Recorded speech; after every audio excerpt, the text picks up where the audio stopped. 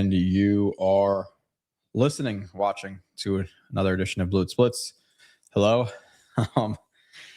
2 more weeks of this, really 1 more week of this, but this is kind of the final stamp on this week doing this live stream. Already did the my breakdown on the Jake show. Already did my short breakdown, already did my long breakdown. So the stream is kind of the final step. And funny thing is, too, I'm actually watching the season again. So I'm doing the reviews, and then I think I'm up to the Saints game in terms of watching the game again for season reviews for like the total season, which I don't have in here on this computer because it's not done yet on my other computer, but we have a good like 17 to 20 reviews coming anywhere from like Briggs to Will McDonald to Stevens to Malachi Moore to whoever else. So plenty of reviews coming. But thank God it's over, man. Seriously, thank God. 42-10. It was like 21-28 to nothing or 3, like beginning of the first quarter. I was at that game. It was a good 80%, I would say, Pats fans, 80-20, I would say. And it was a thing where like Pats fans were so entitled that if Jets fans were cheering, like they would get mad at them. Like it was legitimately a Pats home game. You had players like after plays would be running on the sideline, pumping the whole crowd up, and everybody was going wild. It was a really crazy scene. I'm hoping it never has to be like that again, because it sucks. It sucks going to the games. I've been a season ticket holder, at least going to quite a few games, 4, 5, 6 plus for probably the last 20 years or so. And just to see what it can be, the opening game against the Bills with Rodgers, even though it was short-lived and the stadium was kind of quiet from like midway through the first quarter or even earlier, like all the way till the fourth. What it was when the Jets were competitive with Rex Ryan, specifically the week 2 game against the Pats, like those are environments you want to be at. I've been to plenty of other stadiums, mostly NFL, but some collegiate stadiums as well. And the Jets' home field advantage is just brutal, but it's because the stadium, like they suck, man. Like this is brutal. And for the people excusing this, like, I just don't understand. I don't understand how we've went through, the latter years of Rex, the Todd Bowleses of the world, the Adam Gases of the world, the Salas of the world, and they had more convincing signs. At least they had some signs of potentially being good head coaches where like, okay, Saleh, yeah, it took him a little bit, but his defense was really good working with less. His defense was definitely better. Adam Gase at least got opening drive touchdowns. Like there was things to hang on to with Aaron Glenn, there's literally nothing. So for the people who are like, oh, the people want the tank, but they want them to be competitively tanking, like you're asking for too much. I'm not even asking for competitive tanking. I'm asking the Jets to not be historically bad. Historically bad. Not just bad. Not just, oh, we're losing by 2 touchdowns. I'm bitching about it. I'm talking about, I think we'd be the first, and correct me if I'm wrong, I'm not going to the stat stuff. I'm kind of seeing it like sparingly on Twitter from Nania, who's been going at it today with just the stats of Glenn, but we'd like the first team ever to lose 5 games in a row by 21 plus points. And there's people defending this shit. Half the games have seemingly been blowouts, blown out versus the Cowboys, blown out versus the Dolphins, mostly blown out by the Dolphins the first time we played them. We're getting beat badly by the Bucs most of the game into the Todd Bowles pulls what he does and let us come back into the game. But if you want to give him that, fine. Get blown out versus the Dolphins the second time, get blown out versus the Pats, you're going to get blown out versus the Bills, get blown out versus the Saints. Like, it's embarrassing. And there's people defending this shit, like, give me one, again, and it's been the storyline, but like, give me one thing, quite literally one thing to hang my hat on, whether it be guys improving. And I guess the only guys you can say have improved have been Briggs, but Briggs was solid with the Browns. I've actually watched him and go back and watch the film review.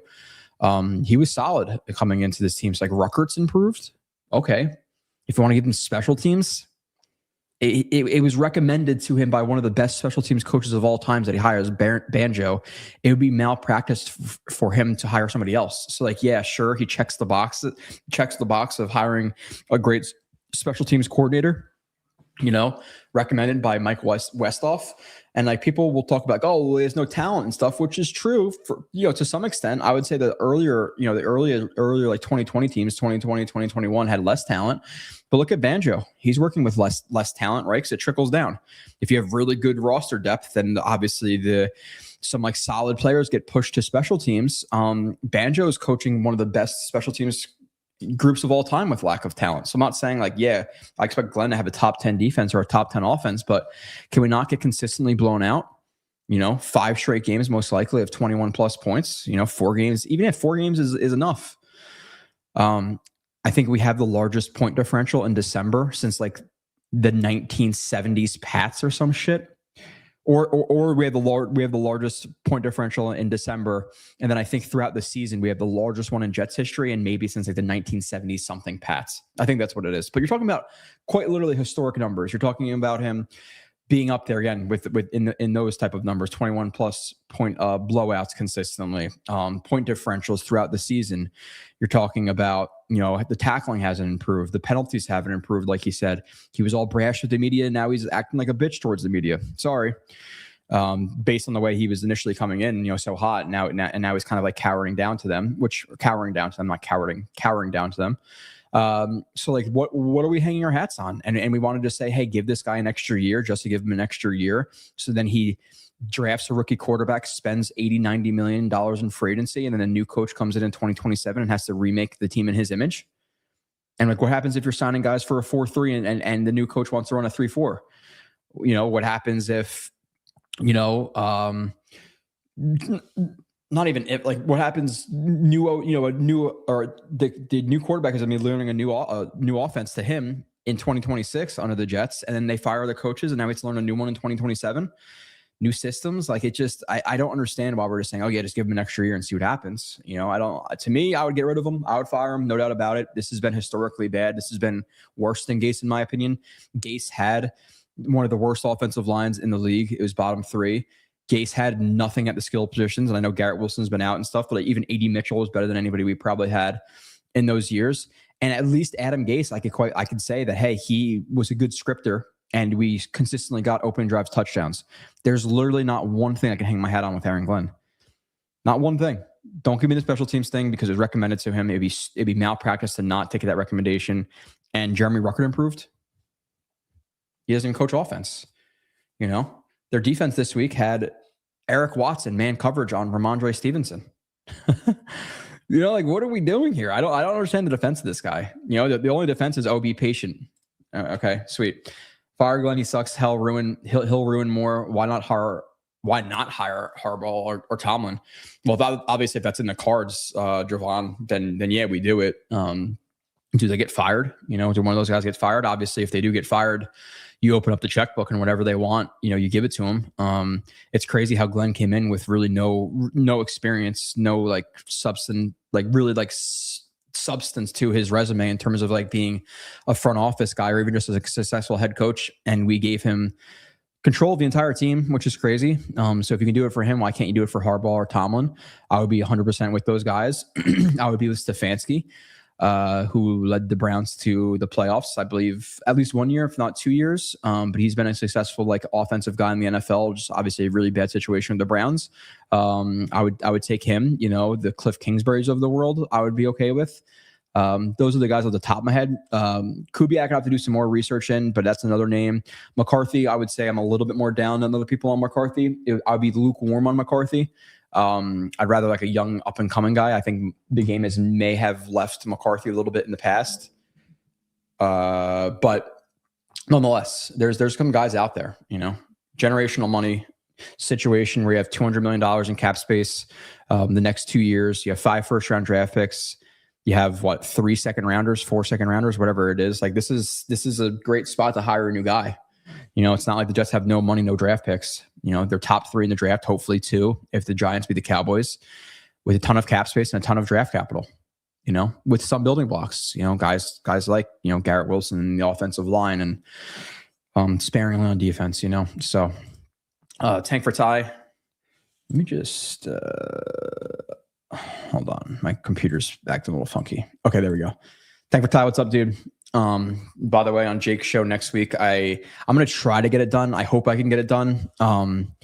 But Ty Simpson or Alabama and Ty Simpson play Indiana and Mendoza, and then Moore plays, is it Texas A&M, I believe, on Thursday at 12 o'clock. So I think I'm going to have reviews of all of those guys. I'm going to have them on the channel regardless, but I'm talking about on Jake's show on Tuesday. I think I'm going to do 8 to 10 plays of each of those guys. Joe, you're up for Sainthood for doing this for just what for the Twitter and stuff. The live streams are fun because I like to interact with you guys and stuff. And I do have to go to work in about an hour, but I like interacting with you guys. But having to go to the game, watch the Jets get their dick kicked in, come home, whatever, and then watch it again the next day and break it down and put it on Twitter and do a show about it is awful. And then also I gotta watch this game again next week because I have the player reviews to do. So when I'm watching the game, overall as a team perspective, I see if anything really stands out and I record it. Where when I go back and watch the individual players, I'll record the play and then watch each player. If I'm doing, I'm doing Briggs, Phillips, McDonald, JJ, Malachi Moore on defense, I'll rewind it 5 times and watch it and watch those individual guys and make sure that something's not something that is not standing out in a big sense. If I can catch it, just watching them individually. So I got to watch this game again in a few days. Not that I have to, but I want to do the reviews for you guys and all that stuff. So Yoshi, almost time for Ty to announce himself to the world. Dude, I think it's crazy. It really is crazy, the discourse around it, and you can just tell that people really don't legitimately watch. That's all it is. If you actually watch this game, you know what you're watching. I understand. If you have him at 3, fine. I'm okay with having him as 3. I don't think you're out of this world crazy. But to say he's a second round pick, you're just not. Either you're not watching or you don't know what you're watching. That's kind of where I stand with Ty Simpson. I get the size thing. If you want to say that, okay, fine. But he's still my 1, so call me crazy. That's fine. The worst Jet season of my life. Can't wait for Thursday. Did they all play Thursday? Does Alabama and Indiana, they play Thursday as well? Alabama, Indiana. Oh shit! Yeah, that's Thursday at 1 o'clock. Woo. Okay. I got to figure out. I don't think I'm going to be able to watch the Dante Moore game because I work. So I'll get home at 8 o'clock in the morning and probably go to bed at 9, 10 whenever my son decides to let me go to sleep. So I'm not going to be able to wake up for that one. But I'll watch the Ty Simpson Mendoza live. And then hopefully the film's out Friday, Saturday, and I can start breaking it down. Late Night Joe, what's up, Danger Zone? AG has to be fired. I can't fathom how he retains his job. I guess it's going to be because Woody Johnson committed $50 million to him or whatever it is, ish. It's been reported, 5 years deal. I've heard anywhere from 10 to 12-ish million dollars he's got. So $50 to $60 million committed to him. With that being said, it's kind of a drop in the bucket for Woody Johnson. Pride, pride money. I don't know, man. It's just I somewhat get that people are okay, just ride it out. But what, even those people, what is your % chance it's going to work out with everything you've seen? It has to be very, very low. Even if you are positive, what are you going to say? 20% it works out? I'd rather cut the cord now. It's been done. I just took a screenshot of let me see. Let me just take a screenshot of, in terms of rookie quarterbacks and their coaches getting fired over recent years. Jackson Dart, first round quarterback, head coach fired midseason. Cam Ward, first round quarterback, head coach fired midseason. Caleb Williams, first round quarterback, head coach fired. Was it midseason or was it end of the season? I don't know. Drake May, first round quarterback, head coach fired. Bryce Young, first round quarterback, head coach fired. Trevor Lawrence, first round quarterback, head coach fired. You think Aaron Glenn is going to do anything different? If he drafts a quarterback? And also another interesting stat was people, and it's just funny that everybody's, it's going to take 3 or 4 years to rebuild this team, which is such horseshit. It really is. So some good examples, which I screenshotted. Andrew Luck took over a 2-14 Colts team. The record the next year was 11-5. He increased it by 9 wins in 1 year. 2024, Jaden Daniels, 4-13 Commanders team. Next year, took him to 12-5 plus 8 wins. CJ Stroud, 3-13-1 before he went there. Next year, 10-7 plus 7 wins. Matt Ryan in 2008 took over a 4-12 team, 11-5 plus 7 wins. Baker Mayfield in Cleveland, 0-16 team, took them to 7-8-1 plus 7 wins. it's all about the quarterback and it's all about the head coach. It really is. Like, obviously you want the ancillary pieces to push you over the edge. But if you don't think that a good head coach and a good quarterback come into this team and we don't get 7, 8, 9 wins next year, you're crazy. It does not take that long. It does not take that long if you get a good quarterback. And I'm not saying, hey, I expect everybody to be Jaden Daniels in his rookie year, but that team was legitimately supposed to be a bottom 5 team in the NFL, get 3 or 4 wins, maybe even the number 1 pick in the draft that year. And he took them to the NFC Championship game. So I'm not even being that drastic, but you're saying if let's say Harbaugh comes in with Dante Moore, they can't win 8, 9 games next year. I'm not saying I'm not stamping it, but it's definitely a possibility. Like, this is not going to take 3, 4, 5 years. This is not the 2021 Jets. Like, they have an offensive line. They have some pieces on defense. Even though we're a little bit lower on some of them than we were prior to this year, but you have Garrett Wilson, you have AD Mitchell, who's a 3. I think you have a solid tight end in Mason Taylor in his rookie year. So there's pieces. It's not like you're working with Brashad Perryman and Coney Ely and stuff like we were in the past, so, this team can easily turn it around and flip it to 8, 9 wins next year, in my opinion. I wish it happens. That'd be fantastic. But like, those are good examples of you get the right quarterback, you get the right coach. It happens quickly. Pats are a good example. They had Drake May last year. They sucked. Now are they the number 1 seed in the AFC right now? If not 1, 2, Rover Bet, thoughts on trading for Will Levis? No. For me, like, he's not a bridge. He's not good enough to be a bridge. He's going to be like a developmental guy. To me, he'd almost be like a developmental backup. I would take him if I was a team who had like a locked in surefire starter, and you think you can develop Will Levis to be your backup. But with the Jets, if you bring in Will Levis, is he good enough to even start over the rookie? I'd like a better bridge option than Will Levis. So I'm a no on that. David says at least past Jets teams had some silver lining this season. We had Briggs, the O-line, and the special teams help me to think of anything else. And special teams isn't necessarily replicatable over year to year, so you don't really know if you even have that. And I think you do, because I think he's a good coach. Briggs, like, yeah, sure, but watch him with the Browns his rookie year. Like, I was surprised they even traded him. So yeah, I guess he's improved a little bit, like, or he's definitely improved, but that might just be a natural trajectory of being a good or a solid rookie or overperforming rookie to your second year. Ruckert, but if you're hanging out to Briggs and Ruckert as your reason to keep a head coach, dude, Pats quit on Rabel. They should have won by 60. They could have won by 60. They took them out midway through the third quarter. The Bills in week 2 could have put up 50 plus on us. The Jags could have put up 50 plus on us if they didn't pull their quarterback. Come on, man. I get saying like, okay, well, you can't have it both ways, but do we have to get blown out by 3, 4 touchdowns every week? I'm not asking for 3-point game-winning field goals against the Jets, but could we bring it within 10 points maybe of these teams? Like, there are other teams out there competing with backup quarterbacks. It happens every year. Look at the Chiefs, like, third string guy who they just pulled up the Bills practice squad this week. Like, he competed this week. It is crazy. I think the most painful parts is seeing teams turn around. Yeah, no, the funny thing is too about it that David, it's like very specifically, and it's not, it's all teams, but like very specifically, the Texans did like the same thing we did, San Francisco 49ers defensive coordinator bringing a rookie quarterback, and it worked out for them. They went to the playoffs, and the Jets topped out at 7 wins. It's crazy, Yoshi says there's a legitimate case that in 3 different games we could have had an opponent score 50 points without sweating.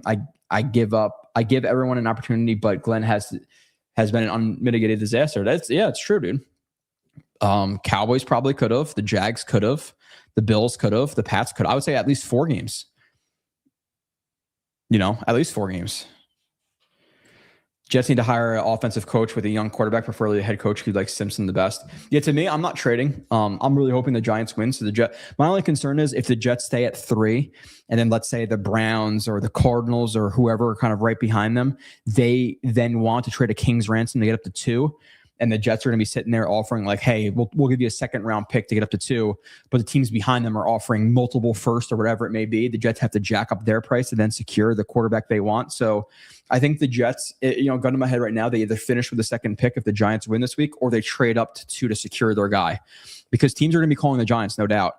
Now, the Jets have the benefit of the Giants only having to move down 1 pick, so they can guarantee the best player in the draft at whatever position they think it is, Caleb Downs or whoever they think it may be, Reese. They can get him with a third pick. Whereas if you move down to 4, 5, 6, 7, you're not guaranteed that player. So the Jets do have the benefit of being right behind them. But let's say they have 2 guys, 3 guys in a similar bracket, and they're willing to go to 5 or 6. The Jets have to match the price, or be at least in the ballpark of the teams at 4, 5, 6, 7, 8 who are going to be offering the Giants. So that's my concern right now. I would really like to just finish at 2. I don't want to be thinking about the whole offseason. Okay, what are they going to trade? Do they have to trade? Is there a last second trade on draft day that the Jets somehow basically F up, and now whoever's drafted in front of them, they're left with their third option. I'm really hoping they finish with it. They can't get to the 1 pick anymore, apparently, just based on trend of schedule with the Raiders and things like that. So you have to hope the Giants win, no doubt. They're playing the Cowboys at home. Cowboys just released Diggs. Apparently, Jerry Jones said something to the effect of Dak Prescott might not play the whole game. I forget exactly what the quote was, but he might not play the entire game. So I really got to root for the Giants there. So we don't have to spend a second round pick plus or first round pick just to get up 1 spot. Because let's say whoever's at the 5th pick is offering 2 firsts and a second to get up there. They might be like, hey, that's a really good offer. The Jets only offer a second, up that second to a first. Like the Jets might have to offer a first round pick just to get up 1 spot, which will suck. So I'm really hoping that the Giants just smack the Cowboys, which I will be glued to Sunday at 1:00, just watching that game. David says, not sure how you do it every week, but these streams definitely helped me get through the season. Maybe one day we'll be, oh my God, dude, David, how nice would that be to be talking playoffs on this? I've never gotten even close, dude. Well, I guess in 2015, I was technically podcasting, but I was not as diehard into like the film and stuff. So like I appreciated it, but not as much as I would now. And even past that, I don't care. It's been 10 years. It's been 10 years of just absolute shit, with the highest wins we've ever gotten being 7.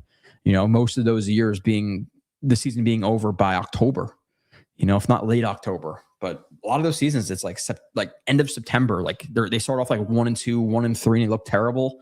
It's like shit, dude. So yeah, I would love to be watching fun film, talking playoff scenarios. Instead, it's like we've been talking about quarterbacks since September 27th. Joe, I'm sorry you had your attendance for that. Hope you had many brews. Yeah, I stayed towards the hard alcohol in that game. So yes, but not actual beers.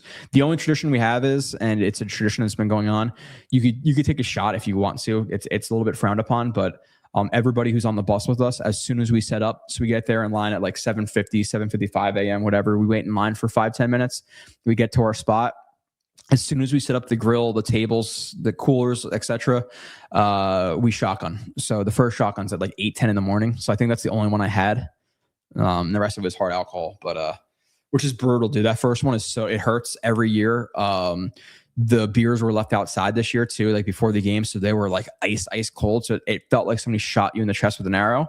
But it's a good way to thwart the nursing of the first beer. Because if you don't just chug it, you're sipping that beer until 9:30. And you're like, shit, dude, it's 9:30 already. I'm 1 beer deep.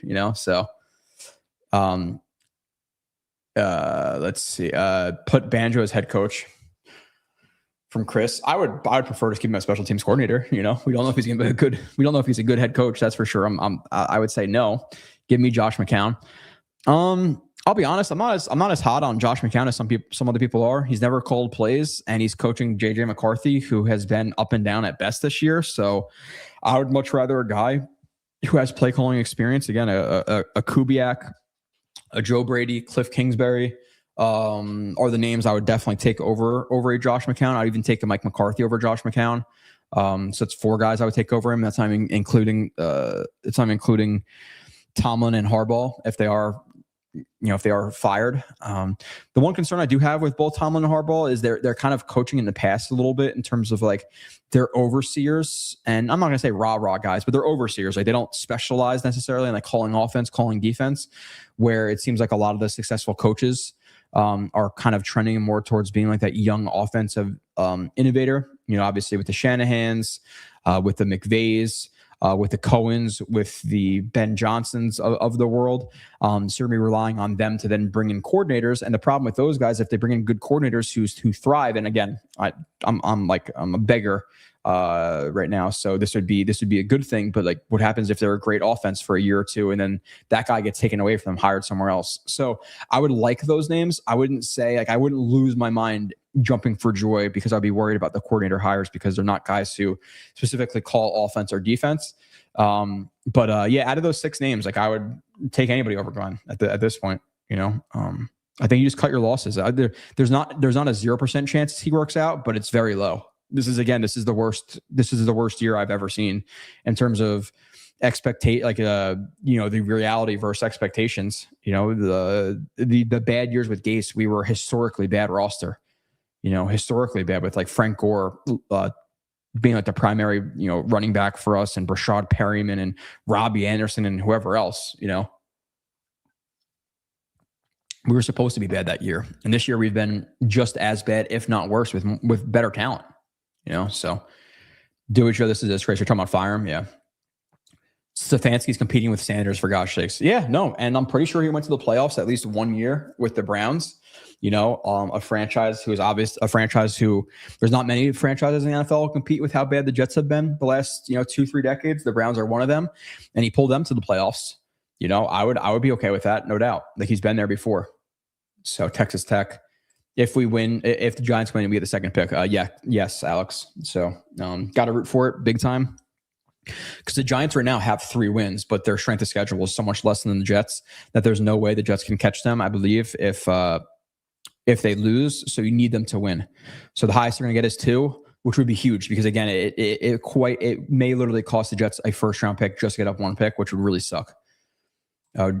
Jovan says, Glenn is a fraud. I said it when he was hired. He was a grifter. Like, he was interviewed other places. He had somewhat of a resume. It was more so like working under guys like, Peyton, and, having a relationship with Parcells and Belichick and Dan Campbell and whoever else. His defenses have not been great since he's been a DC. He had some impressive numbers last year with a really banged up roster, but past that, there really wasn't much on the resume other than like the people he worked around. So I don't think it was like a brutal hire or anything like that. But with that being said, with as bad as it's been, how do you have faith in him going forward? It's not like we're going. If we were going into a season next year where we had no cap space, we had no draft picks, then I'd be like, okay, yeah, reset the roster, get rid of all the dead cap, sign some free agents, but you're not going to draft the rookie quarterback. Like, if that was a situation, if the Jets had $20 million of cap space and they didn't have and they had no potential at a quarterback, then like, yeah, okay, but you have $100+ million in cap space, and you're most likely going to get a quarterback in the top 3. And this is who you want to start off the quarterback's career with, is Aaron Glenn, and a quarterback coach in Charles London who hasn't developed a turd. He was a running back in college or, in the pros or whatever he was. And he was a running backs coach for many years, like an offensive assistant. And then he was a quarterback coach for, I always forget Rattler versus Ritter. It was Rattler, right? Rattler was it was Ritter with the Falcons. I literally always forget between them, but didn't develop him. I believe he was with the Titans with Will Levis. Didn't do shit there either with Will Levis. And this is the head coach, quarterback coach combo we're going to give him. And like Angstran, you have questions about Angstran too. I think he's been okay, but do I know he could develop a rookie quarterback? Absolutely not. John, there will likely be a fan revolt if AJ returns. We'll see, man. That stadium was one of the more depressing things I've ever seen. With Moore getting his wide receiver 1, 2, and 4 back, if he plays well and they win, his stock could move the most to the next few weeks plus the combine. I would disagree. I would say Simpson's stock can move the most, because I think Simpson is the lowest of the 3 to the general public. So if he comes out on a New Year's Day and they beat Indiana, he looks really well. I think his stock has the most to rise, on Thursday. So I would say him. But we'll see, man. I'm a Simpson guy. I think it's definitely been easier for Moore. I think his offenses, the offenses of both Mendoza and Moore, are a little bit more gimmicky. Stuff is created more for them. The receivers are making more contested catches. The run games are definitely better for him versus a guy like Simpson. So again, I understand having any order that people want, but to watch Simpson and the lack of talent and kind of just what he's working with, and then to watch Moore and Mendoza and not kind of factor that in is crazy to me. But it is what it is. Javon, why is everyone so smitten with Mendoza? I see people freaking out about missing on, I guess, him. Why isn't more a good consolation prize? Younger, more athletic, higher upside.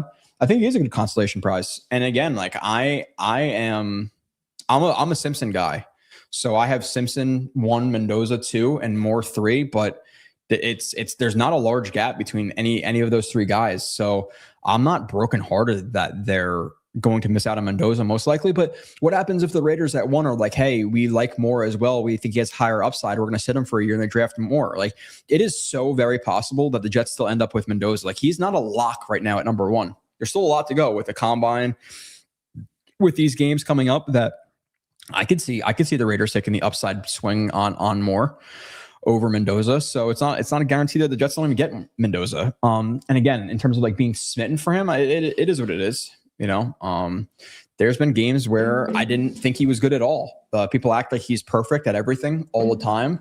He makes absolutely no mistakes, and it's just unequivocally not true. Again, I'll have reviews of all these games anyway, but go watch every throw versus Purdue. Go watch every throw versus Kennesaw State. Go watch every throw. I don't know if it was Kennesaw State or I forget if that was their opener or what the second game was or the first, whatever. But the first or second game of the season minus Kennesaw State, go watch that one, the Purdue game again, and tell me how amazed you are with him. So he's been a little bit more hot of recent. So I think that's why people are so gung ho about him.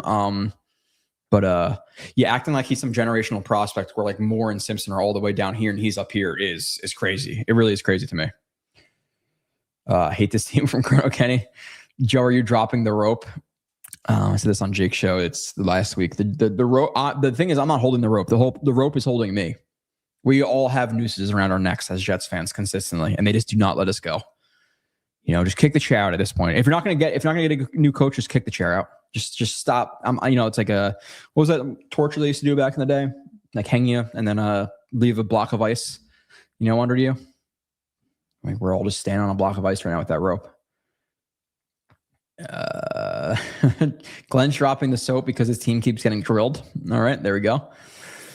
Again, Ty, tank for Ty. The McCown thing, like, where's his resume? Like Sam Darnold, sure, but he's doing well in Seattle. It's not like JJ McCarthy's lighting the world on fire. There's no play calling experience, to my knowledge, unless he got elevated to OC this year. But I don't think he did. Unless he did, even if still not a big enough resume for me. So I am not a Josh McCown guy. Give me a guy with a little bit more experience than a McCown. Now, as a quarterback's coach, which he's never just going to like move laterally. If he still is a quarterback coach for the Vikings, it won't happen. But yeah, sure for that. But as an OC, there's no tangible evidence that he could be decent. We're like, okay, Brady, he has a resume. Cliff Kingsbury has a resume. Kubiak has a resume. McCarthy has a resume. So I'm not there for McCown. John says Eberflus was fired because he let time expire on a 2-minute drill. It reminded me of Jets coaching. Was that what happened with? I don't remember specifically with Eberflus. Pat says, "What's up, Joe? Give me your first 3 free agent signings. No Jets, please." So the problem here is, Pat, like, who is going to be retained to their teams? Are these guys willing to come to the Jets? So the problem is I don't really know who's available at what positions, to be completely transparent. To me, I'm looking to secure an interior offensive lineman, but you said no Jets. I guess that could be anybody outside of the Jets or Simpson or AVT. I think you got to lock up an interior offensive lineman before the draft. You don't necessarily have to, because you can get guys in the second or third round, but I would probably pay attention to interior offensive lineman. I would like to leave receiver for like the first 2 rounds or so if they can do that. I'd probably say like a safety and then a defensive lineman, like a rotational defensive lineman. I would say. But again, I don't really know. Like, we can all be talking about Linderbaum. I could say Linderbaum, stamp it. Yeah, I really want Linderbaum, and then he could be signed, a day after the season. Like, you don't really know. Yoshi says another reason why I don't. You should fire AG now is that he's definitely going to feel his seat heat up next year. Don't need him to be throwing Oh, yeah. Okay, I get what you're saying. You kind of obviously there's some typos there, Yoshi, but you're basically saying that you don't want him to feel some heat on his seat and then force the rookie quarterback in early, or even like trade guys or like get rid of guys. Like, do you want him to manipulate the roster for an extra year towards a goal that the coach in 2027 may not have? Like, I don't understand. Kirk Cousins with Dante Moore is my preference. Okay, I wouldn't hate it. I think there may be better bridge options in terms of like actual play. That I'd have to like sift through. He could be the best. I really don't know. Bridge options, like a ton of bridge options, but in terms of like teaching your quarterback, yeah, that's what the thing with like Kyler Murray too. Like, does people really want Kyler Murray teaching your young quarterback anything? You know, Kirk Cousins is a guy, like if you watched quarterback on Netflix or just hear him speak in general, he's a very intelligent quarterback who really like respects the game and the process of like watching teams, tape, etc. Kirk Cousins would be the perfect guy to mentor a rookie. Perfect. So yeah, he may suck next year. He may have sucked this year. I haven't watched every Kirk Cousins snap to give it a definitive answer, but yeah, I'll be fine with that. Remember that game in 2021 versus the Pats, and they put up 50 and they were throwing deep balls with 3 minutes? Yeah, I do. Yeah, man. Teams have been consistently disrespecting us, right? Like at some point, didn't Vrabel call a timeout that's completely unnecessary this game? I believe before the first half ended. You had the Saints who were up 3-4 touchdowns or 3 touchdowns, whatever it was, and they're throwing a deep ball with Taysom Hill. And they put Taysom Hill in to throw a 50-yard touchdown to Olave that Malachi Moore blew the coverage terribly. Man. Yeah, it's just been so bad for so long. It almost all like just meshes together, you know? David says we've taken multiple routes to build a winner and neither worked. Hiring an offensive-minded head coach, hiring a defense. Yeah, the problem is they're one shot at hiring an offensive-minded head coaches. They hired Adam Gase. And like we all knew prior to them hiring Gase that there's probably going to be an absolute disaster just based on everything we've heard and researched about him with Miami and Saul. And, you know, obviously being in the division, we all knew that would kind of be a terrible hire. They did it. So like that being their swing just feels so empty. But with the way the NFL is trending, like you got to bring in one of these offensive guys. I could see maybe a role where it's like a Flores, you know, that would be like the only defensive guy I might be like, okay with. But just grab an offensive guy, you know, mostly it's been defensive though, right? Obviously Saleh, Glenn, Todd Bowles, Rex Ryan, you know, so 4 out of the 5 have been defensive. So, I'm with you, Joe. Just kidding about the Pats, but yeah, this is hell. I don't know, man. If he's back, it's a short. Yeah, the problem is like it's a short. Yeah, these people are like, oh, give him another year, but in the same sentence, they'll say, oh, okay, well, if he doesn't start off well, then fire him. It's like ass backwards. If you don't have faith in him, moving forward, then get rid of him. Still the real AD. Salute Jets fans. What are you, not a Jets fan? What are your overall thoughts on the OC? Can I give him like a B minus, a C plus? Like I don't think he's been terrible. I think working with Brady Cook, working with Justin Fields, and working with a washed up Tyrod Taylor is obviously not easy. I've said it many times in the past. I do think he could get Brees more involved in the as like a primary threat in the passing game, like put him on actual routes instead of checkdowns.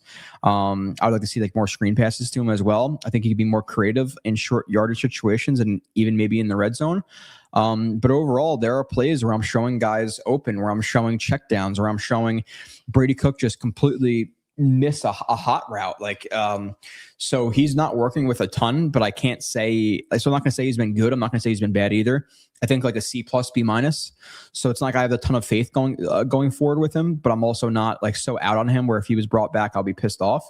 I'm more like indifferent. I would say I'm like plus indifferent, I guess. I don't think he's been brutal. Look at the touchdown run to Brees. It was a nice, it's a duo wrap, that run is called. And they inserted Mechie. And it was a good run design. So like he'll design some plays for guys getting open. Look at Tyrod Taylor. What game was that where I always forget the game where Justin Fields came out and then Tyrod threw like a deep ball to Lazard that was so underthrown. And then you also had another deep ball. It was like an end around. It was like a double pass, whatever bullshit both those passes were. He schemed guys wide open deep, and Tyrod completely missed them. There's plenty of Cook plays where he's just completely missing guys. So I don't think he's been bad. I don't think he's been terrible. I don't mean to be a fence sitter, but it's kind of just the truth. It's kind of hard to evaluate him with what he has at quarterback. But if you watch the film reviews every week, specifically on my channel, but on Jake's channel, I show him a little bit too, where like you see guys open and I'm showing you what he's supposed to be reading. He doesn't get there. Like he took a sack this week where his primary reads were 2 verticals on the right side, and the 2 verticals had corners 15 yards, 20 yards off of it. He should have come off of it immediately, not only because the corners were so deep that there's no chance he's getting to those vertical routes. The Pats stacked the box with like 6 guys, and the linebackers were creeping up to this before the snap, just blaring red light should be saying, hey, a blitz is coming. And he hangs on to the 2 verticals and takes a sack. When you have A.D. Mitchell, I believe it wasn't Mitchell. It was Mechie on a drag route wide open over the middle. He didn't throw it to him because he's awful versus the blitz. He's so bad. Doesn't have an arm. He's inaccurate. He showed me something in the first like 2.5 games where I like some of the shots he was taking and some of the processing / like anticipation he had. But the last 2 weeks he's been, I would say, worse the Saints game than this game, but really bad. And Justin Fields was really bad. And so Tyrod's been really bad too. But with Fields, and like people will criticize Engstrand for it, but it's like, oh, well, why not run more RPOs? The problem with RPOs is two things with Fields. You have to be a very quick processor. Is Fields a quick processor? So I think people say, there's 2 things, or maybe multiple things. People tend to lump in RPOs with read option, and you can have, I guess, an RPO and a read option kind of together, but RPOs and read options are different. So with that being said, you have to be a quick processor, and you have to be able to get rid of the ball quickly because the windows can be open for only a split second. So you have to be a very quick decision maker and get rid of the ball quickly. Fields can't do either. And the problem with the read option too is with Engstrand, it's Fields got injured, whatever leg laceration he had. And how many times did I show you guys on these reviews, if you've been watching them, how many times did he pull the ball or hand the ball off where he shouldn't have? Like Fields can't read option. So yeah, the thought of it's nice. But if he can't execute it, then what are you supposed to do? He can't run RPO because he can't get rid of the ball quick enough and he can't make decisions quick enough. He can run read option, but it's just so hit or miss because he sucks at reading a defense in all aspects. He can't throw the ball. He can't anticipate. Like, so how do you fairly say that Engstrand's awful? I can't say he's great. I can't say he's bad. David, think about this. 5 of the last 7 seasons have been over before Halloween. And I think, yeah, dude, before Halloween, like David, like, I don't think it's Halloween, dude. Really, like this year, after they lost that Steelers game and then they lost the Bills game, the way they lost the Bills game, once they got blown out versus the Bills in week 2, I was like, dude, this might not be good. Like, this might be a problem. So after week 2, I was already feeling very negative. And then what? You had the Bucks game where, yeah, they came back at the end, but like at some point in that game, it was like 21-7 or 3 or whatever it was. And then, yeah, we marched back, but still Cowboys game was like week 4, or Miami was week 4 and Cowboys were week 5. But like, yeah, before the end of September, we knew. And that Buffalo Bills game, that was not good. And then week 1, you had Xavier Gibson fumble. We were all clamoring for them to get rid of Xavier Gibson the entire offseason. And then Glenn comes out there and says basically something to the effect of like, yeah, well, we see him in practice. You guys don't see him in practice. He makes one mistake in a game and then gets cut. So how much did you really freaking see in practice? Where's Pritchett? He made some noise in the preseason. At least, how much actual noise, I don't know. But like, he made some noise. He made more than Gibson did. Gibson was injured the whole offseason. And he sucks. Sorry. Actually, like, it was weird. It was like 3 weeks after the Jets cut him, he like randomly followed me on Twitter. I still think he does. I don't know if it's because like he sees the breakdowns and wants to like follow with some of the Jets players. I don't know, but I thought it was interesting to say the least that he followed me on Twitter. AD, what's good, man? Flatbush Dre. I don't know. How about our Knicks? I'm unfortunately not a Knicks fan. If I could go back in time, maybe I would be one because it seems like a vibe. It seems fun. I'm unfortunately a Nets fan though, which realistically, if you're a Nets fan, there is some positivity. It's like, yeah, they're kind of playing themselves out of like a top 3 to 5 pick because they've been playing well, but they won like 6 out of 10 games, 7 out of 10 games, whatever it was. And, some of the rookies are really playing well. Danny Wolf's playing well. Igor Dioman is playing well.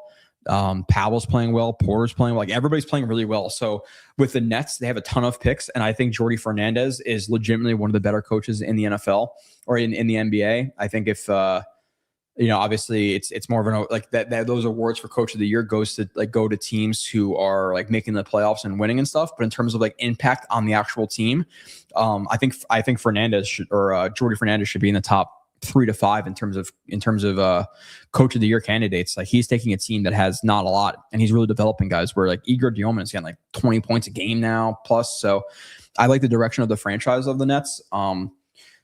But overall, they've been awful, right? Like early 2000s with the Kid and Martin and Jefferson and Carter and whatever. Like those were awesome years. They then traded Jefferson. They got rid of Kidd, Yi Jinglong, whatever the hell his name was, and Bobby Simmons. That was awful. They bring in KD, Harden, and Kyrie. I think they played 13 games together. We lose the series to the Bucks by this much of KD's foot. Harden and Kyrie go out in that series, and then Nets probably could have won a championship that year. They get blown up. It's just, and then the Mets, the Devils. Like the Devils are a good regular season team for the most part. They always get eliminated early because they're so damn soft. The Jets suck. So yeah, I don't have the enjoyment of like the Knicks being a title contender and some of the fun vibes they have this year. I'm a Nets fan, so I'll be rooting for the Nets to be competitive while losing so they can get a top 3 pick to get whoever else. We peaked in 22 when we smacked the Packers. I thought we were in the rise. Dude, I'm hoping I'm saying it right, but Javon, the funny thing was I was actually at that game, and that was the best trip of my life, dude. Like, I could say I really like Costa Rica and Italy with my wife, but in terms of like my football trips with my buddies, which I haven't been on in a year or two, we flew to Chicago, went to the Bears Commanders game and watched Carson Wentz versus Justin Fields. It was an awful game. But I lost a bet to one of the listeners, Matt. So I wore a Winnie the Pooh costume to the game. I thought I would get more shit for it. I actually didn't. The fans are actually pretty cool because they're kind of like Jets fans in terms of like just being miserable for the most part, minus this year. So that was fun. We then we then drove to Wisconsin, went skydiving on Saturday, and then went to the Jets game on Sunday. And watched the Jets beat the shit out of the Packers. That was fantastic. That was so fun. And I remember like we're at the airport after flying back because we went to the Packers game and went home after. And that's when all the Elijah Moore stuff dropped. I forget exactly what it was, but he's basically bitching he didn't get the ball, probably tweeting out scripture and shit. So it's like, really, dude, like the good vibes. Jets are 5-2 at that point, but he's being selfish because he's not getting the ball. Even though, like, I think like a week or two prior to that, he was saying that it doesn't matter if he gets the ball because as long as the Jets win. And then it only took 2 more weeks for him to be like, yeah, no, fuck that. Give me the ball. Jason Polks, I'm going to drink so hard on Sunday. To drown myself for the Jets. But like at this point, aren't you just apathetic, Jason? Like, why even care that at this point? Like I drink because I went to the game, but like when I'm at home, like I watch and I'm telling you, I have 0 reactions. A big play, a 95-yard touchdown, either way, I don't care. I really don't care. It's just like I'm so apathetic, it doesn't even matter. So I don't get upset. But you say second part, if AG comes back, it will be the same, the exact situation with the Giants and Dable. He has to go Monday morning or another lost year. Yeah, I'm with you. Like, I think you could develop the roster, you could find your quarterback, but you're just ruining those guys. Like I really like a 5% chance, 10% chance he works out long term. Like off the top of my head, like I'd rather just start new. Again, if there's a situation where the Jets did not have this much capital and this next year was going to be a lost year anyway, then fine. But like you have plenty of players to develop next year. You have a rookie quarterback. I just don't see like, hey, yeah, we're going to bet on Aaron Glenn going forward. And I get it's pulling the cord early, but like look at the history of all these rookie quarterbacks coming in with these lame duck head coaches and getting fired. And I'm sure those guys aren't better for it, or they're obviously not better for it. You rather learn the system for an extra year. And again, have the players brought in who you think fit the system with the quarterback or fit your system in general, whether it be on defense or offense. Like this staff may be wanting another receiver, a CJ or a KC Sepsion or whatever the hell his name is is it Texas Tech, like end of the first round or mid first round. Like the Jets may want that, where the new coach coming in 27 prefers bigger receivers. Like and that's really making it overly simple, but like there's so many things. The Jets may bring in JFM. Maybe they bring him back. He's 285, where the new coach who comes in plays wide nine and likes his DNs to be 240 pounds. Like it's just it's that stuff on top of the quarterback stuff. I don't know, man. You're out on old school with Freezy? I don't know what that means. Oh, you were saying hi to this AD, and you're talking about the Knicks with AD. I thought you were talking to me, Flatbush Stray. What is up? I don't know if I've ever seen you or AD in here, but welcome if you're new. If not, what's up? I guess you podcast, AD. Yes, I'm starting a channel in January. Look out for some shorts first. Nice. Good luck. Yoshi, I would respect AG a lot more if he was able to hire Dable or Stefanski, any new specialized role to help develop the young quarterback. Hire Dable as the OC. You know,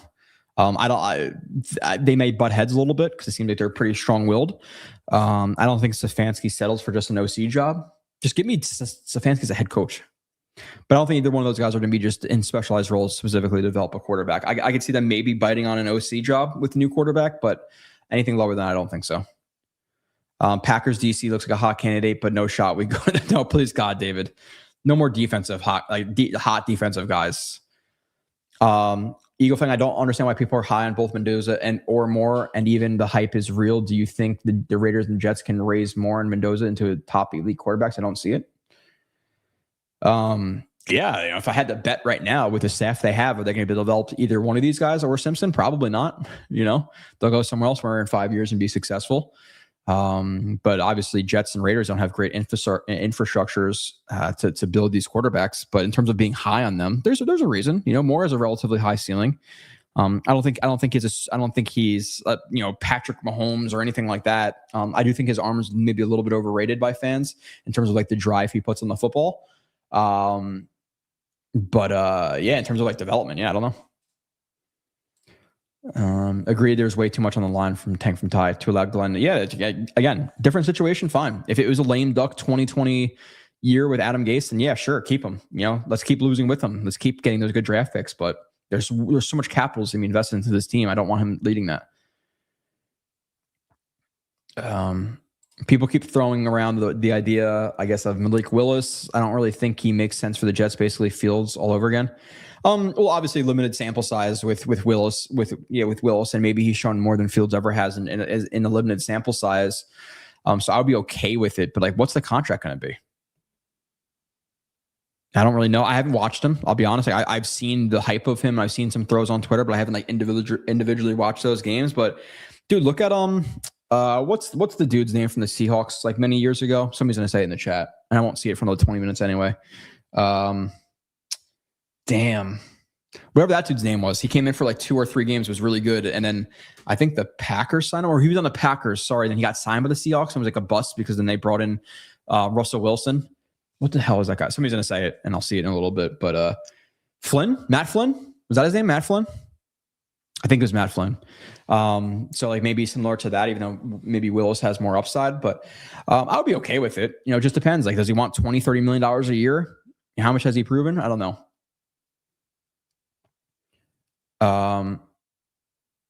Okay, I think you guys are discussing quarterback here. I don't want to. People like Mendoza purely because the dude is 6'5". It's that, and like everybody hears about the mental processing and how tough he is and all that stuff. It's the size. I would say it's the processing stuff. But again, if you're gonna applaud a guy like Mendoza for his processing, how do you not give respect to Ty Simpson as well? Whatever. In terms of like adjustment at the line, he does more pre-snap stuff. He does more. So whatever. It is what it is. Aaron Glenn walking back his comments, you could tell the Jets PR department.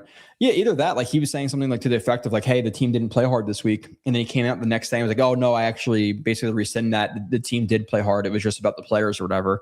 But dude, it's been so many things. Big ships turn slow. It was, being all brash with the media, now kind of being much more soft towards them, criticizing Tomlin for, Justin Fields and the coaching, and not directly, but saying, better coaching, whatever, we're going to build an offense around him. Will McDonald's coaching. That's why he hasn't been bull rushing, criticizing the Salah staff, talking about, hey, this is a team you're going to be proud of, or at the end of the year, if this is a team you could be proud of, then he'll be happy, and then walks it back a few weeks later and says, I didn't say you're going to be proud this year. Like, there's so many things. There's nothing in game. There's no development. He looks like a joke in the media. So it's either the PR department or it's probably him realizing like, hey, I'm a coach who like harps on like mindset and all this stuff, and I just have my team lacks effort, and it's year one of my regime. Like, does Woody hear that? That may have been part of the reason as well. Armando says, should they use 26 picks to address other positions and sign a veteran quarterback? Use 27 picks to move up with more quarterbacks available. We talked about this so many times, Armando, on this channel, but like simply what I'll say is two things. If you fill up all these holes that you're talking about, the Jets have, let's say, 5-6 wins next year. Let's say you're at pick 12.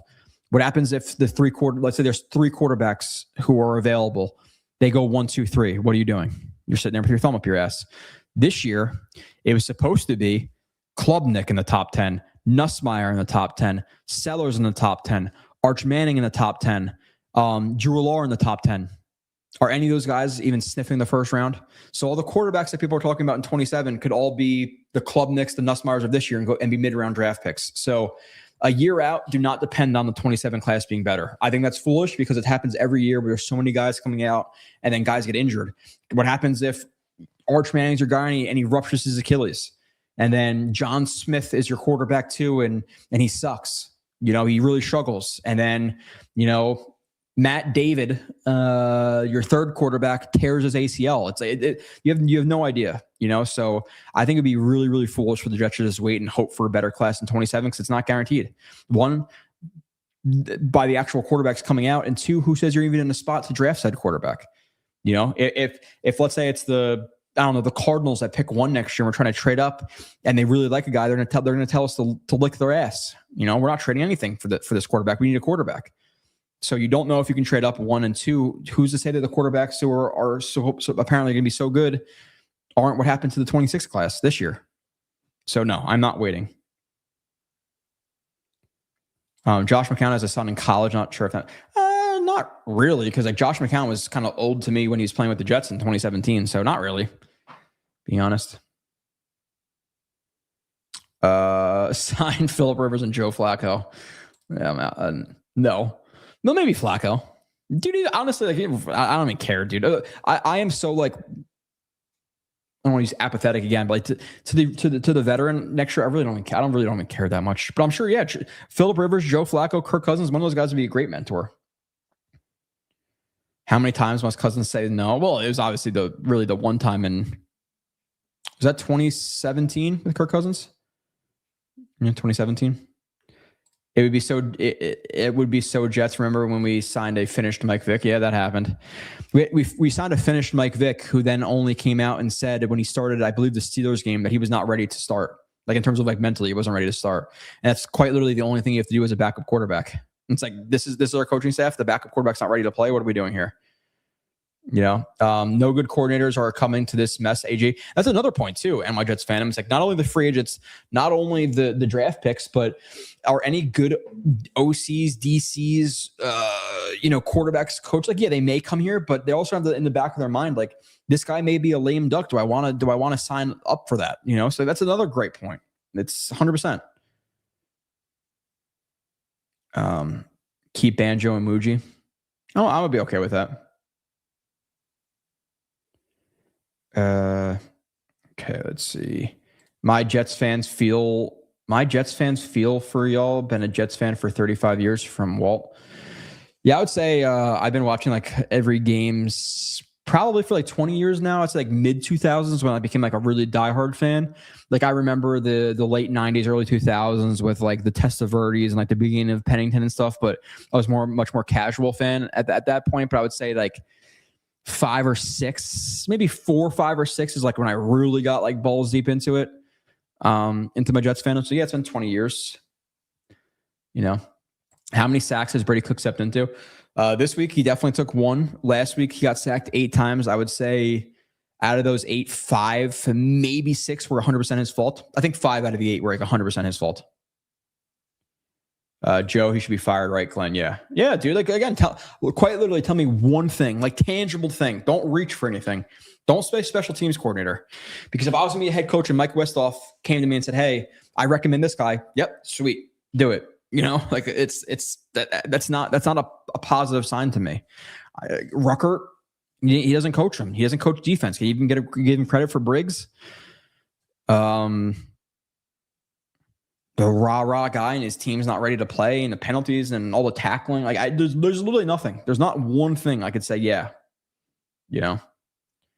Tank for Tide this season has been historically bad. Worst quarterback play, worst defense, and worst coaching I can ever remember. Again, I think they're going to finish with a record point differential in Jets history. I'm pretty sure. If not, it's right up there. I'm pretty sure that's the stat, though. That and I get it, 17 weeks, so you have the extra week to do it. I'm not sure if they've already broken it, but even if it's not the worst, you're talking about a bottom 3 Jets team ever in terms of point differential. You know, Joe, I hear you, but I feel like a lot of the run designs were not creative and didn't lean to the O-line strengths. Like, I would have to go back and specifically watch the run game and tell you exactly what I think about the run game. I think the run game lacked creativity, specifically short. But with that being said, like, was the duo wrap play for a 59-yard touchdown this week a good play? You know, I think so. The one play where they got stuffed on fourth and 1, if Membu doesn't completely whiff his block there, everybody's talking about how they did such a good job of getting was it whoever that was who got tackled, getting that receiver or running back to the edge there. Like, I've seen Shanahan and McVay both do that same play and get credit for it, but Membu blows a block and now it's a bad play. So there's context to every situation. And yeah, he's not Mike McDaniel in terms of the run game schematics because he's amazing at that. So yeah, I would say like some creativity in short yard situations, fine. But again, I'm not a what's his name? Angshan Truther. It just, well, I'm saying he's not working with much. And part of the problem with the run game too is when you're playing Justin Fields, Tyrod Taylor, and Brady Cook, you know, how much opportunity do you have when there's 7-8 guys in terms of the run game? So the run game is a really hard way to evaluate him because the box is consistently stacked, or you're down 21-0 and the box is stacked because you're getting blitzed consistently. So like the run game it's going to be hard without a quarterback to really evaluate that anyway. You know, Membu has been good. I would say Mason Taylor. People are going to look at the stats only with him, but when he's in the game, he's been very good. There's never a good time to drink coffee. We're doing a solo pod, but it's necessary because I got work after this. Membu, Taylor, you know, I would say even AZ when he was healthy, it was good. You know, obviously Briggs trade, Phillips trade, like, yeah, Moody's been doing some good things. Gibson had one good play in 3+. Yeah, no doubt. Real ID. Really. He had that return. And that was it. Like, that was it. Yeah, I can't remember one good play from him past that. I'm so tired of having to go to Buffalo. Dude, like, the Dolphins, the first game, yeah, they finished a score down, but they were down 2 scores that entire game. You know, so they got beat bad by Miami the first time, in all respect. You know, you're down 2+ touchdowns most of the entire game. You get blown out versus Miami again at home. You get blown. We have never beaten Tua, which is crazy. You get blown out versus the Bills twice, most likely. The Pats once. The one game you did compete with the Pats. So sure, but the division is dog walking you, dude. It's crazy.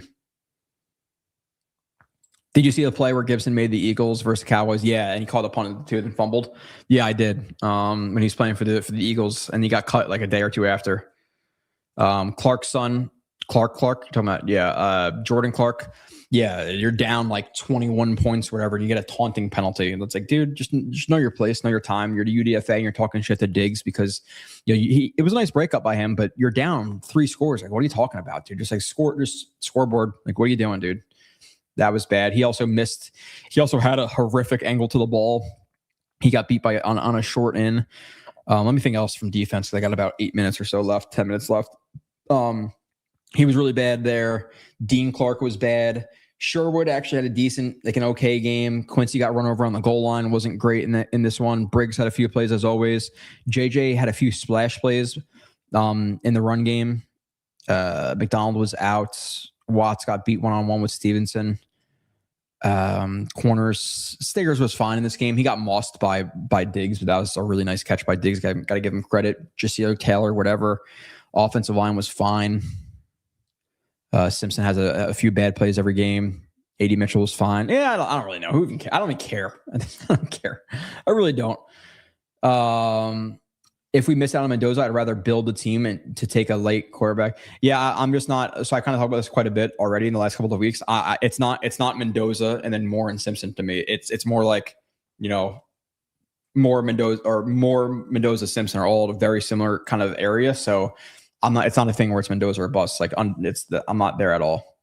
Jets fandom. And again, I did the reviews on go and watch Jake Asman's show from like 2 weeks ago. I reviewed 8-9 plays of each of those guys, and I kind of talk throughout it as why I'm feeling the way I'm feeling. And then also on this channel, I have 2 or 3 part reviews of every guy. Talking about giving Glenn credit, Tank for Ty for the draft picks and stuff because he's like the overseer. Yeah, I think it's probably like he signs off on it, but obviously Muji is doing the groundwork with a lot of this stuff. Like I don't think Aaron Glenn is out there watching Brown's preseason film and came on to Briggs. It's probably a situation where Muji and his staff did. They bring it to Glenn and he signs off. So yeah, McKee from Philly for very limited sample size. I heard people talking like a 3rd round pick or something like that on Twitter a couple of weeks ago. What has he proven? Late here, surprised. Yeah, kept shot as always.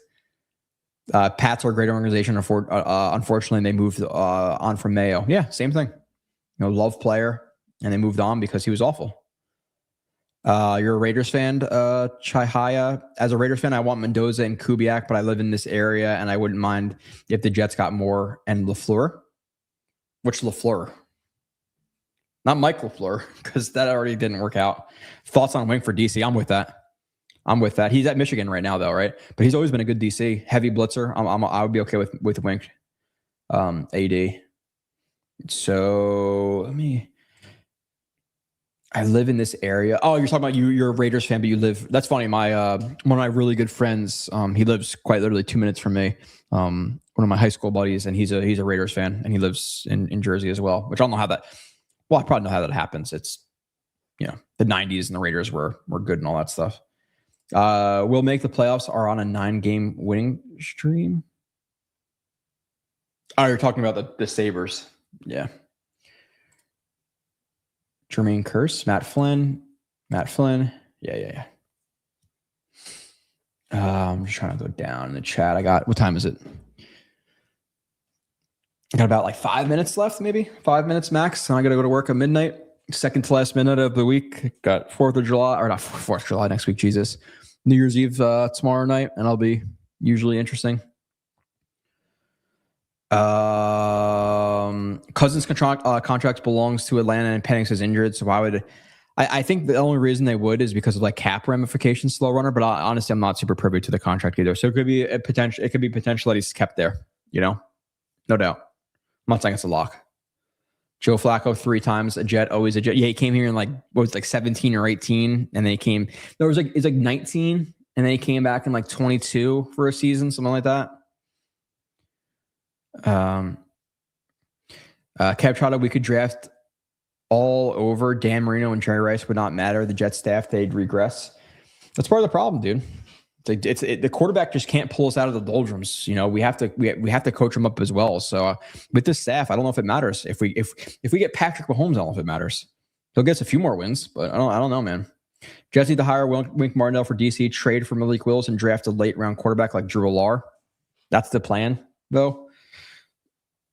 I'm not for that. I'll be honest. Slow runner. Let's see. I'm being a complete just idiot, but he's thrown for a total of like Malik Willis. So he's had 400 yards this year, 3 touchdowns, no picks, 550 yards last year, 3 touchdowns, no picks. And we're gonna bank our future on Malik Willis. Like, yeah, sure, it's a shot, but you're drafting a first round quarterback still, in my opinion. You're not hitching your wagon to Malik Willis. I don't think the Jets will either.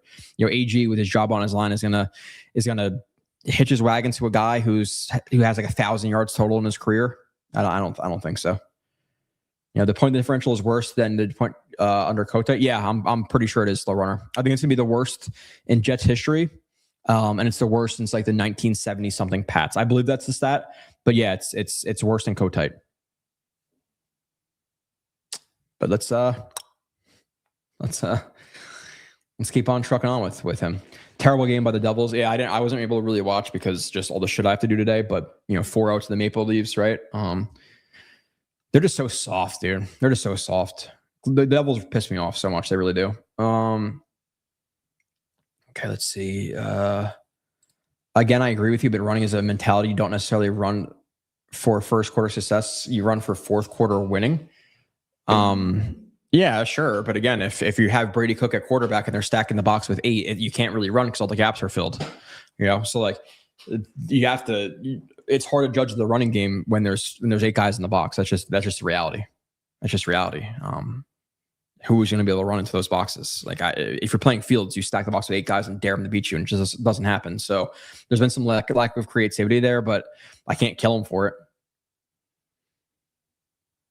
And the problem with like creativity too is like it's a lot of like smoke and mirrors and lateral movement and stuff and guys falling for stuff. But when the Jets are as bad as they are on offense, like you're not going to fall for the eye candy because who gives a shit? Giving up 32 touchdowns with no interceptions in a year is pitiful. Yeah. We broke that record too. We have the largest point differential in December, the largest point differential throughout a season in like 50 years. We're gonna have no interceptions, which is a record. They're literally breaking records for how bad they are, and there's people who wanting to hitch their 2026 Jets wagon to this guy.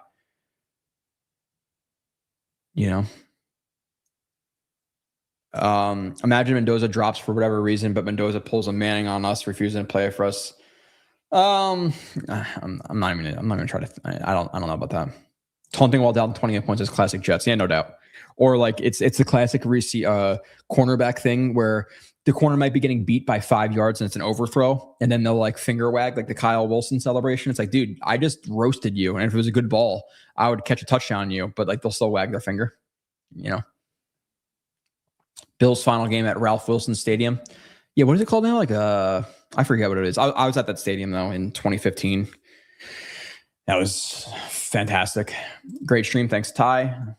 Malik Willis 3-year deal, please. He's our bridge. I would be okay with him as a bridge. Like if you're going to bring, the problem is he may be expensive. Like it might cost you $25 million, whatever it is, for a guy who's thrown for, again, about 1,000 yards over 4 years. So it's a risk.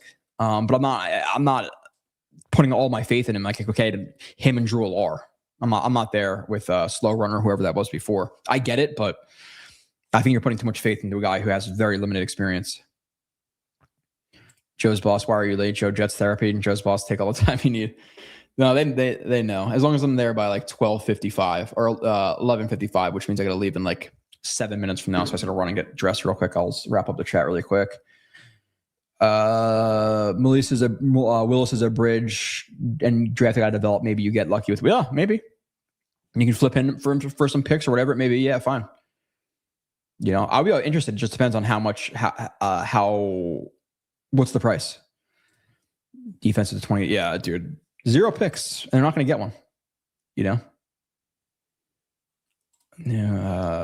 We have, are you going to do shots final game to forget the paint? No, dude, I don't care. Like, I really don't care. I haven't cared about a Jets game and like legitimately been up heart racing pacing since probably the Bucs game. The Bucs game was probably the last one where I was actually really into it, like running around my house when he blocked the kick and stuff. But past that, past week 3 or 4, they score a touchdown. It's a golf clap. They get shit on 80-yard touchdown, whatever it is. I'm like, okay, who cares? I really have not cared since about beginning of October. You guys, Gino back here, right? Great show. I generally watch your breakdown videos. I appreciate that, AD. I was at the Bucs game, hot as hell, right? Same, I'm defeated, same old shit. Who cares? At this point, who cares? Got one more week of breaking down this stupid ass team, and then plenty of quarterback stuff. Again, Jake Asman show next week, Tuesday at whatever time.